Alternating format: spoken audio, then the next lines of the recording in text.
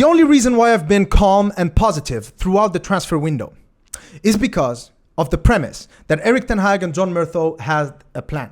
And everything early in the window just indicates that that was the case. For example, early on, we knew that the club were after a centre-back with the left foot. With Pau Torres and Lisandro Martinez being the two likeliest options, the club went with Martinez. Same thing with Frankie de Jong. We wanted a deep-line playmaker, a press-resistant midfielder, and we knew that Frankie de Jong was the guy 3 months ago, right? Same thing with Eriksen. It was just a formality before we signed him. So all of this was indicative that Erik Ten Hag and John Murtho really had a plan of what kind of profile of player did they want. Also, Erik Ten Hag said, and I'm paraphrasing here, that it's not about just getting any player, it's about getting the right player. And if we can't get the right player, then we work with the players that we currently have at the squad. Then what happened? After the Brighton defeat, now we are about to finalize a deal for Adrien Rabiot, and we are working on a deal for Marko Arnautovic. So the right player, Erik Ten Hag, well, what happened to that? How is Adrien Rabiot and Marko Arnautovic, how are they the right player? And I'm going to just prove to you why these are panic buys. Here is why.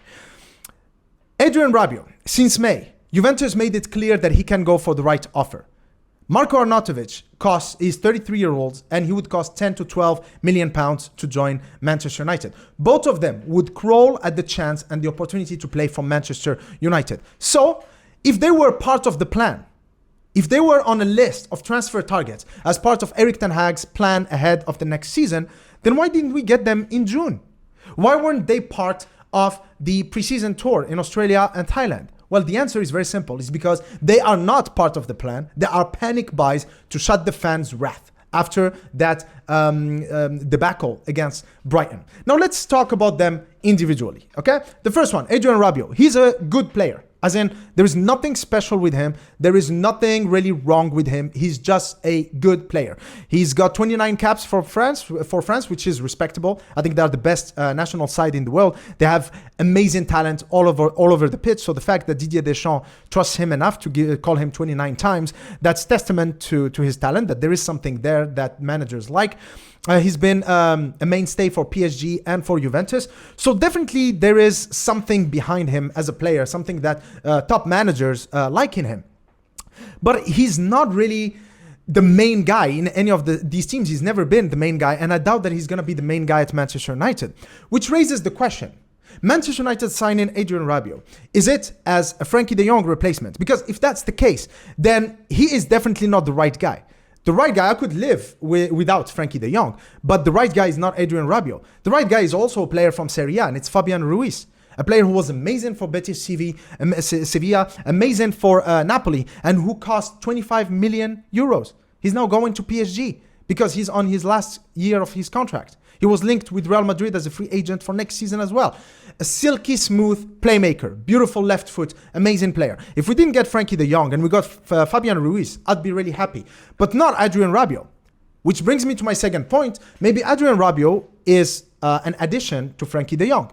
In which case I would say, okay, that could be acceptable from a football inside. I think that Adrien Rabiot provides more than Scott McTominay or Fred. So him alongside Frankie de Jong in the midfield, that gives us a better balance. Both of them are press resistant. Both of them are good dribblers, good progressors of the ball. So that could be interesting in midfield. But Adrien Rabiot comes with baggage, and that's his mom. He's got a reputation as an enfant gâté. Right? A spoiled brat, a mommy's boy, because his mom is his agent and she just interferes with everything. In fact, I think that our best hope of getting the Glazers to sell Manchester United is actually signing Rabiot, because they'll sell the club just so they don't have to deal with his mom, you know? So I don't get it. I mean, the overall theme was getting professional players who are focused on football, who are team players, etc. But Rabiot is not that guy. If we thought Pogba was frustrating, wait until you see Adrien Rabiot, okay? Now, which leads me to the second player, Marko Arnautovic. What are we thinking? What are we thinking? Marko Arnautovic has his moments, as he's shown with Stoke City and West Ham in the Premier League, but those moments don't come often enough.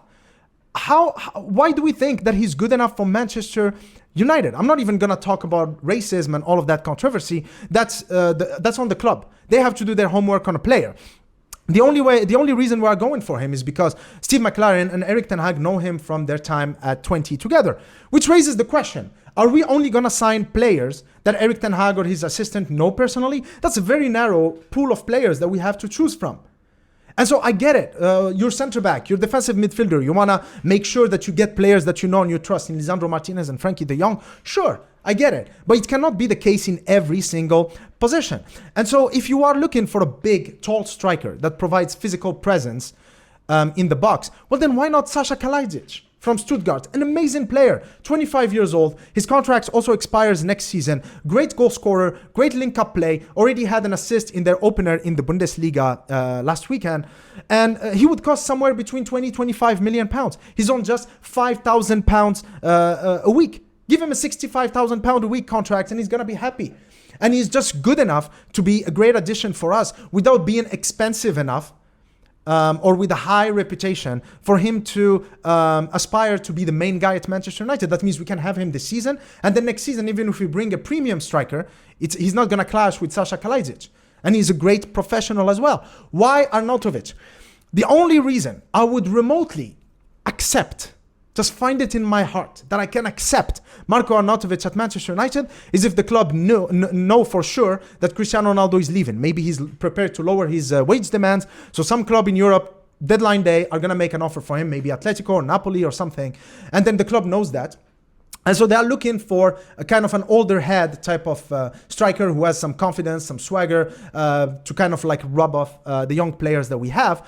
But the only way I'll accept it is if on top of Marko Arnautovic, we also have a premium young, like 22 to 25-year-old striker or versatile forward that we sign as well. So if we lose Cristiano Ronaldo and then we get Arnautovic plus another versatile forward, I guess to some extent I can understand it. But if we just get Marko Arnautovic on top of Cristiano Ronaldo or Marko Arnautovic instead of Cristiano Ronaldo, that's not a good deal. Plus, how many of these great influence in the dressing room players do we need? You know, for the past 10 years, since Sir Alex Ferguson signed Van Persie in 2012, how many actual strikers who are either about to hit their prime or currently in their prime did we sign? Lukaku, I think, back in 2017. That was the last one. Martial and Van Persie. We already lost Lukaku and Van Persie. We didn't replace them. And between them, they've been just like players, like stopgap players like Cavani and Igalo and Falcao. Come on, guys. And this rubbing off the young players in the squad. Since Sir Alex Ferguson retired, our dressing room has been toxic. So this experiment of bringing in these experienced players who will rub off the young did backfire. It backfired many times. Many times. And yet the club are not learning their lesson. So where do we go from here? So again, just to reiterate, Rabiot and Arnautovic are not part of a plan. The club are panicking. I have no idea where the club is going from now on. I have to support this club. I mean, this is the club that I love. I'm also in a very precarious situation because I have to make videos about the club. Oh my God, this is going to be a long season for me. It's going to be a long season, guys. It's going to be a long season. Jesus. That's it.